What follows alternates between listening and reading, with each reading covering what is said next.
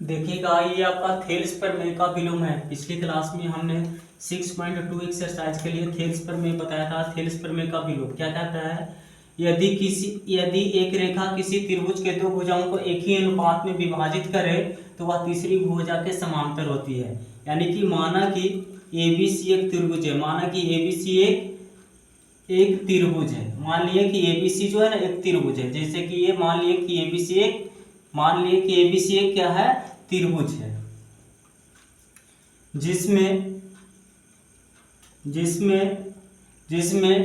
DE रेखा, जिसमें DE रेखा AB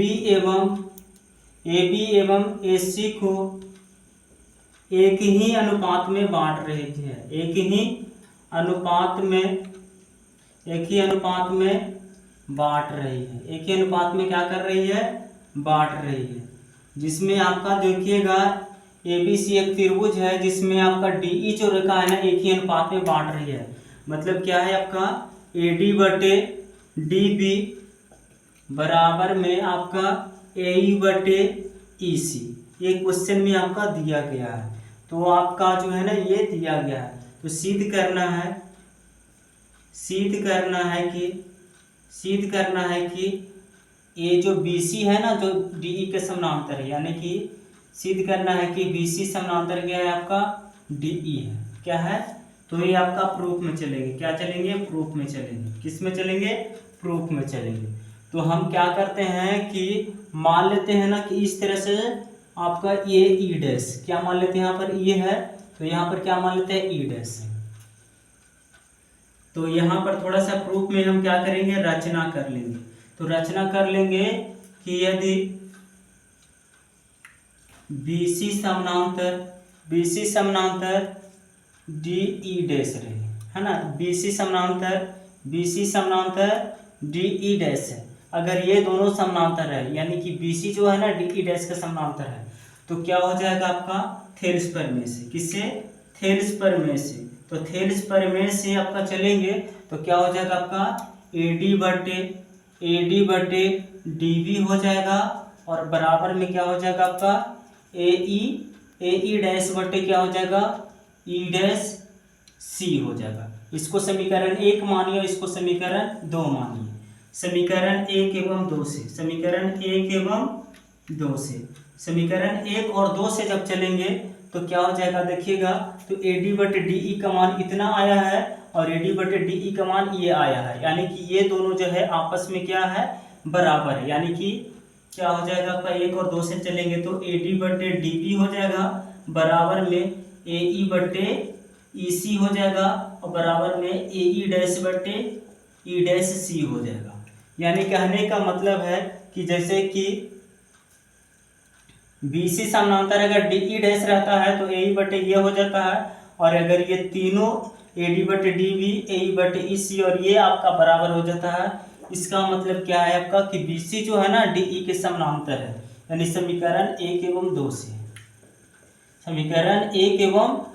से समीकरण 1 और 2 से जब देखेंगे तो क्या हो जाएगा आपका? समीकरण 1 और 2 से जब देखे हैं तो क्या हो गया? यहाँ पर 1 और 2 से जब देखे हैं तो AD बटे DB जो हो गया AE बटे EC और AE डैश में से E डैश। इसका मतलब क्या है आपका कि समीकरण 1 और 2 से क्या हो जाएगा आपका? BC समानांतर क्या हो जाएगा आपका? BC समानांतर हो जाएगा DE। प्रूफ हो गया। थेल्स प्रमेय में बताया गया था कि BC समानांतर DE दिया है तो सिद्ध करना था कि ये और ये इसके बराबर होता है। और इस क्वेश्चन में आपका जो दिया गया है इस क्वेश्चन में दिया गया है कि AD बटे DB और AE बटे EC हो तो ये समांतर करिए। तो हम रचना से कर लिए D से E तक इस तरह से जो समांतर है तो थेल्स प्रमेय से इसके बटे ये और इसके बटे ये। तो इसका मतलब ये समीकरण 2 हो गया। 1 और 2 से देखिए तो सभी इक्वल है। इसका मतलब क्या है? BC समानांतर DE है। चाहे तो इसका आप स्क्रीनशॉट ले सकते हैं। थेल्स प्रमेय का ये विलोम है। इसके बाद में 6.2 का एक्सरसाइज स्टार्ट कर रहे हैं। तो अब देखिएगा दिए गए क्वेश्चन में जो है ना x का मान निकालना है। कितना का? x का मान। देखिएगा त्रिभुज ABC में कह रहा है दिए गए चित्र में BC समानांतर DE है। ये जो BC है ना DE का समानांतर है तो x का मान निकालिएगा। तो x का मान क्योंकि क्या है आपका इसमें इस फिगर में देखिएगा, क्योंकि BC समानांतर जो है ना DE है तो क्या हो जाएगा आपका AD बटे DB हो जाएगा और बराबर में AE बटे EC हो जाएगा। तो क्या हो जाएगा यहाँ पर से, यहाँ पर क्या है इसका मान 1.5 है और यहाँ पर क्या है 3 है और यहाँ पर क्या है 1 है और यहाँ पर क्या है 1 है। पॉइंट हटाएंगे तो 30 हो जाएगा, 15 दूनी के 30, यानी x बराबर कितना हो जाएगा आपका आंसर 2 हो जाएगा, यानी इस x का मान कितना आ गया 2 हो गया। इसी तरह से एक फिगर में देखेंगे तो ये जो DE है ना आपका, DE जो है ना BC के क्या है आपका समांतर है, तो इसमें x का मान निकालना है तो क्या हो जाएगा x बटे 20 हो जाएगा और बराबर में क्या हो जाएगा 4 बटे 8 हो जाएगा। तो यहाँ से चाहे तो x का मान निकालना है तो x बराबर क्या हो जाएगा आपका, तो x बराबर जो हो गया 4 दूनी 20 हो जाएगा बट्टा में 8 हो जाएगा, 4 दूनी 8 हो जाएगा यानी 10, यानी x का मान कितना आंसर हो जाएगा 10। इसी तरह से और भी क्वेश्चन जो है अगली क्लास में हम एक्सरसाइज जो है ना 6.2 को स्टार्ट करेंगे।